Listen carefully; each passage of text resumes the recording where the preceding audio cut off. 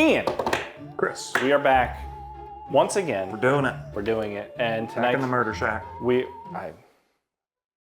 I mean, allegedly. We are talking about a new movie. This one is called Director's Cut, and we are interested in it for one reason, right? Well, this is what first got our attention. Yeah. And that is, of course, You know.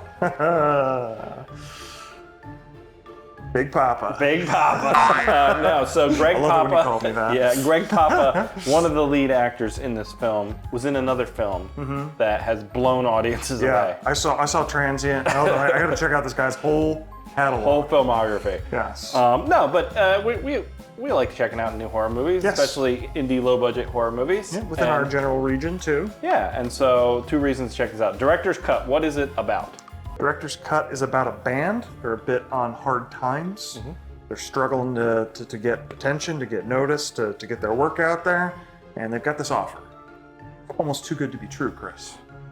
Director wants to film them for free. Yep. They speculate that perhaps he's building a reel or something like that. He's getting something out of it. It's not just pro bono for no good reason, but it does ring a little too good to be true. And if there's one thing I know about Greg is he will work pro bono. Nice. Not in my movie, though. The first comparisons that came to my mind were Green Room, of course, of a punk band going to a location and some bad stuff going down. This is a little bit more out there than that, I would say, right? What do you mean by out there? Well, I think the A to Z of the plot for Green Room is even simpler insofar as they just kind of went to a place where there was some questionable people and saw something they shouldn't have. Yeah. Which then leads to whatever Yeah, happening. there's a little more mystery to this This one. has a bit more mystery, and I mean, we kind of knew where it was going to go. We just didn't know how it was going to get there. exactly, and was waiting for the ultimate reveal. Yeah. Which we'll get into with some spoilers at some point. But overall, what did you think of Director's Cut? For the most part, liked it. It was a decent movie. It was fun. It was short. There's some things I didn't love about it. I'm sure we'll get into some of that. But it did what I needed to do, so I had a good time. Yeah, I think it has, for me, a lot of ups and downs. I think ultimately, it didn't leave me on the best note. And a movie about music, leaving on a good note. Yeah, no, ultimately, I was waiting for this conclusion to kind of bring it all together with the mystery we're talking about, and it didn't quite hit for me. Yeah, I mean, it didn't leave it just an entire mystery. Like, there's no point. No. And we're speaking mysteriously right now because we're not spoiling. But overall, I thought there's some good moments in this film, and I thought the production quality was pretty good. I would agree with that. The set was amazing. Yeah, the mansion location they got was awesome. I thought the acting was all around pretty decent. For the most part, I thought, we'll get into, the characters are pretty shallow for the most part. Yeah. And they're more caricatures. Need a lot out of them either, though? No, but we do spend a lot of time in the melodrama with them. Yeah. Which does get a little old, considering the ending and stuff like that. So we have, our lead singer, Sauron. He looks very elfish. Yeah, but a good actor, I thought. Yeah. Playing a character. It's kind of an annoying character, but that was what it was asked of the actor. The actor wasn't the issue. Exactly. I thought, the character's very emo, very melodramatic in himself. Obviously, for reasons throughout the film that, the movie opens with you learning a little bit about another person who died that was either part of the band or a friend of the band. Yeah. And we can tell that it was important to this character, but never seeing them, it's all shown to the audience of the aftermath of that, I guess. Yeah. And so for us as a viewer, it's all right, this guy is. Would have been nice if they showed us instead of told us. Something, yeah. It's he's very emotional and whiny the whole time, so it got a little grating at later there's moments. Some revelations about how she possibly died. Yeah. And it was unclear to me whether that were even true. Exactly. Because I don't know what happened. And even after watching the movie, I still don't feel I know what happened with her. The setup, though, I thought was kind of fun. Going to this obscure mansion, and it all they sold me on that, because if they showed up to an Airbnb that wasn't this mansion, I would have been all right, yeah. But the set is what it really brought you in. The setting brought this whole production up quite a bit. Exactly, and I thought the style of the film, with the camera being all basically handheld, is what it felt like. Practical effects are pretty good. Practical effects, it felt I like the feeling of the film. There's moments with the handheld camera where there's inconsistency within shots, and that's very nitpicky, but it felt like there's moments where... As a more casual viewer myself, I don't think I picked up on that. Well, it's just like we cut to a different angle, and like there's like not consistency between the movements and stuff, but that stuff's super nitpicky. Sometimes that really bothers people. It wasn't really outrageously bad in any way. No, but to me, there was moments where it felt like we were putting insert reactions from people, and they felt disconnected from the rest of the performance. And it's hard, because if you have like 4 people talking, and they're all like very emotional and reacting to stuff, and then it cuts to a single of a dude saying one line, but it felt like they shot that one line later on, and it just, the energy didn't match. And there was many times where that happened to me, where I was like, okay. I don't think that was that obvious to me. That's, again, super nitpicky from my end. I mean, I've definitely observed that kind of thing in films before that felt obnoxious. I didn't catch it with this one. Yeah. The actors looked the part of a band. They did. Like the opening location, the garage where they had all the... Felt authentic. Felt authentic. When you got to the set for the director, that stuff felt fairly authentic as well. Yeah, even the van, I felt was pretty authentic. Yeah, so all that stuff brought me into the world. Yeah. But I wish they'd gone a little harder on the music. You know, you definitely get the sense that these folks never played. You never got to see them play together. No. It would have been great if the movie opened with like a scene of them playing at a local bar or something. Like Green Room? Yeah. I mean, look, it's a movie about a band. I want to see them play as a band. Yeah. And I get it. The actors weren't, at least not all of them were musicians. No. We never got to hear the lead singer sing. No. And maybe he can't. I don't know. I don't know this actor. Yeah. No, and I'm being unfair comparing to Green Room, which is way more budget. One of my favorite movies of all time. It's like it's got some great Patrick fucking Stewart's in that movie. It's Jeremy Saulnier making Anton yelled like that's not a movie compared to anything too. But I thought another comparison, and it's unfair to compare, but whatever. The vibe I got was from this director was a very Michael Parks Tusk kind of character, or someone to that aspect where a lot of the movie hinges on like this guy is kind of fun, also kind of twisted, kind of weird. You know what I mean? And not quite sure what his whole deal is. Yeah, but Michael fucking Parks is like the best at that. Yeah, he like takes a scene and combined with Kevin Smith writing of dialogue, like it just elevates. You're just captivated by a performance, and I don't think that this guy, the director himself, like really did that for me. It just felt creepy and weird the whole time. Yeah, and I think they were trying to build some menace and some tension with that. I don't think the acting was bad there either, though. I mean, is it Michael Parks? No, but again, you're comparing to... No, I'm not, I think at times where I was like, oh, he's really hitting with the awful creepiness, but I guess it felt like there was a lot of time dedicated to setting it up like just that how important his character was, but the whole time it felt kind of like mostly one note of just a crazy person. Yeah. There's also another character who's important to the film who is clearly trans, and they make a very prominent point to point out their penis. Oh yeah, big old bulge. And I just don't know why, I guess was my... Yeah, but that aspect of it put me a little on edge, because as soon as you do that, I'm wondering, either are you trying to earn some kind of progressive points by casting a trans person, or you make the other mistake that a lot of movies do, where it's like, we put the trans person in a villain role. What are you trying to? Are you trying to make trans people look like villains? That's the '80s thing, or gay people, or what have you? Yeah, they're simply the villain because they're different, or something. Yeah. And not to say folks like that can't play villains; they absolutely can. But it happens so often. Yeah. It's weird. Yeah. And I don't feel like this movie actually was saying anything about that. No, and that I don't think the character was probably written to be that way. I kind of disagree in that they're not saying. The reason I say they're not saying anything about it is because there's many shots and they very much go out of their way to show a penis in the pants. Yeah. So, I'm not saying it to be funny. It's in the film. And if they were also trying to make the fact that this person was trans a joke, that would have also been a bad note to hit. And they didn't do that. They didn't do that either. I don't know. And I don't know. I kind of respect it because, we haven't made progress as a culture until it's not a big deal. And they didn't really elect to make a big deal out of it, other than maybe some camera angles. I don't know. Made it clear how much they're just the outline of their dick was in the tight pants. I lean towards they did make more of a big deal. You think so? Because of the shots that lingered on the penis. And to me, the... Not sure how to help you with that. All right, Alexa. Alexa's not sure how to help you with your penis? I'm sorry. But for me, the progressive way, and I get like almost there's a no-win scenario in this stuff, but the progressive way for me is to cast a trans person and treat them just as a normal person. It doesn't matter what they are as identifying as. And to some degree that was true because the fact that that person was trans had no bearing on that character.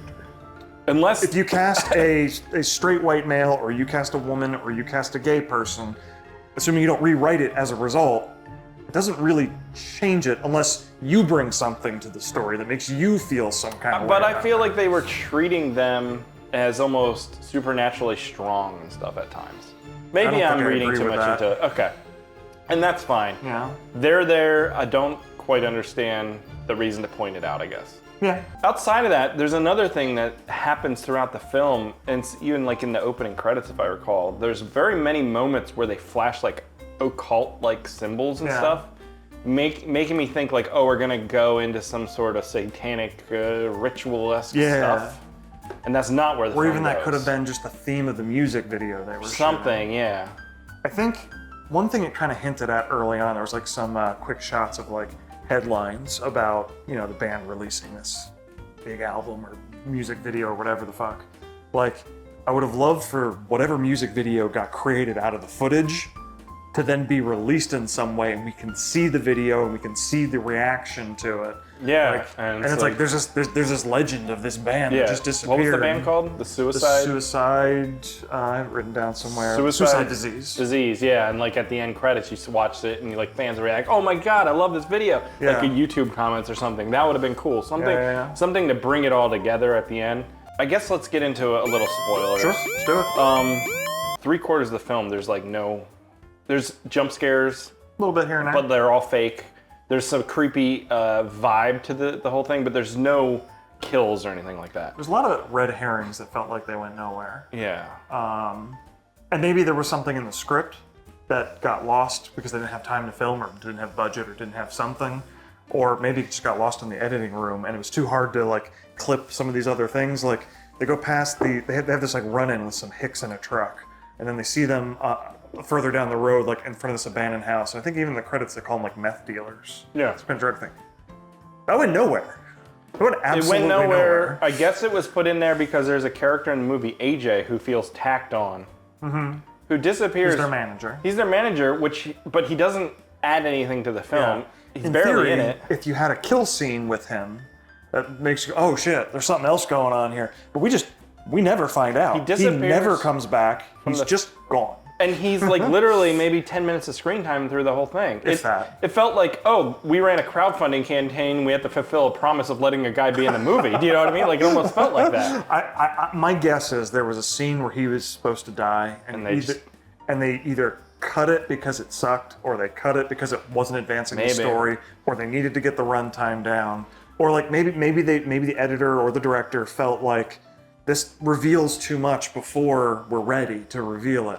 But then they couldn't just edit him out of the other scenes. Yeah, that's my guess. Well, that's a case that's potentially poor planning. There's moments in the movie where it feels like, because you have the director, and then you have his assistant, and then also it felt like there was a third person lurking throughout the house. Also never pays off. Which never pays off. And I guess that's supposed to then, because a big reveal at the end of the movie, and obviously we're in spoiler section here, is that, you know, the director who's in a wheelchair bound the entire movie is not actually wheelchair bound. So perhaps he was the one lurking in scenes where it felt like there was a third person. I'm not sure. Probably not. So you have AJ disappear. I thought maybe it was those drug dealery redneck guys, but yeah, they never come back. So the movie culminates in them filming their music video individually, each doing their one shots of their particular instrument. But it leads to like a Saw-like, like a Hostel-esque sequence where they all die individually in horrific ways. Yeah, which could have made for a great music video. Like set it to some awesome music and show me that video at the end. Or even over the credits would have been fun. Even if it goes nowhere after that, just seeing the final result. Like he actually, turned around and used the footage to make a video. Yeah. And we get a reveal that this person that died earlier that we never see in the film, but is related to the band or was a part of the band, may or may not have died of fentanyl given to them from the lead singer. Yeah, which the director of the music video claims that. They all deny it. I literally have no idea which is true. I have no idea. I don't even know if she died of an overdose. I don't know any. Yeah. That, I guess, is the motivation for everything, right? In some way, he's punishing them for that. Well, he's hired to punish them. Is that clear? I thought that's what I got, because at the end with the login, like they were logging in to watch the deaths. At one point, I thought maybe this was her father or her uncle or just somebody close to her. Yeah. But then, there was an implication that maybe he was hired to do this. Or, maybe he just runs some kind of webcam murder thing. I don't know. But then, like, who cares if they did something bad and you're punishing them for it at that point? I don't If you're just know. running a webcam murder thing for people to watch and pay you, who gives a shit if they killed their friend or didn't kill their friend? And, like, I mean, opening that can of worms, you gotta suspend a lot of logic. There's so much...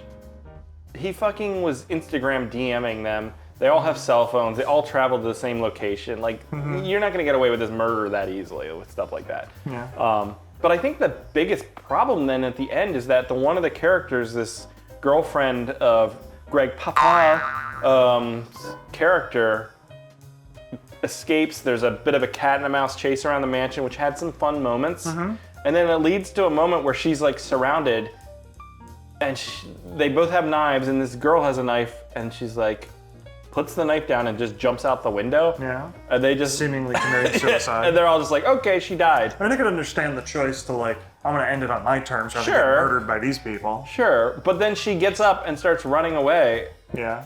And gets a little worse for wear. Gets to a church and like goes inside. And there was, she saw a priest and she trusts him, and presumably he brought her in. Okay. Yeah. All right, so I guess as an audience member, because the movie opens saying that the suicide disease disappeared while filming a music video, she doesn't make it out alive either? Don't know. Because if she made it out alive, wouldn't she go to the authorities about the people that were all murdered there? She would, but the murderers are probably gone by the time the police get there. Maybe. I don't know. So, it did feel like she was the final girl. Yeah. But she was never like the main protagonist of the story. Yeah, I thought the main protagonist was the lead singer. Lead singer, yeah. Greg Popa's character was actually the most relatable for me. He was. Because the lead singer was a little douchey. He was. And it's okay for, not every movie has to have a lead protagonist. No. And that's fine. It's just the way it ended with her, it felt like, oh, she was the one we were rooting for all along. And I don't know that was ever set up to be the case. No, and wasn't written that way. They have like a scene where they have interplay between her and the singer, who has a girlfriend as well, and how maybe there was some sort of love triangle, but it never goes anywhere either. There's a bunch of moments where it's like, why? She might have been with the lead singer at one point, but broke up with him over the death of her best friend. Why does it matter, ultimately, to the story? It doesn't, right? Probably not, or maybe it did, but... We missed it? Yeah. I don't know. There was moments like that where I was like, why is this in the movie? There was several things that didn't go anywhere, and that was frustrating. And but I think overall, I still enjoyed it more than I didn't. The things it didn't do annoyed me a little bit, but the things it did do were decent enough. Yeah, I mean, I don't think I paid like $5 to rent this. Don't think it was worth $5 to rent it. But again, I don't know. I like supporting artists. That's the thing I'm into. I guess if you don't want to, that's totally fine. But, whatever. You're right, Ian. Whatever. I don't like supporting artists. No, I don't know. There's some good things about it. I thought it was okay. Yeah. Okay is a good spot to put it. So you would recommend people renting and checking this out? Yeah, I mean, as long as you're into low-budget horror movies. I think the things it did well did elevate it above a lot of low-budget horror films. I just wish it really would have stuck a really good landing at the end, and I think it would have completely changed my opinion about the film. So, okay, that's gonna do it for Director's Cut. We will be back. The Greg Popa vehicle. The Greg Popa vehicle, who he's been in another movie that people are constantly talking about. Yeah. You know what that? Everybody's been telling me to watch Transient. Is that what it is? Transient? That sounds like an interesting and fun movie that you should go check out. Yeah. But otherwise, that's going to do it, guys. We'll be back here next time. Leave a movie in the comments that you want us to check out, right? Like, we're open to checking stuff out. Sure. I mean, unless they recommend dumb shit. Well, yeah, we just ignore that. Yeah. But give some good shit. All right, guys. Catch you here next time. Bye. you.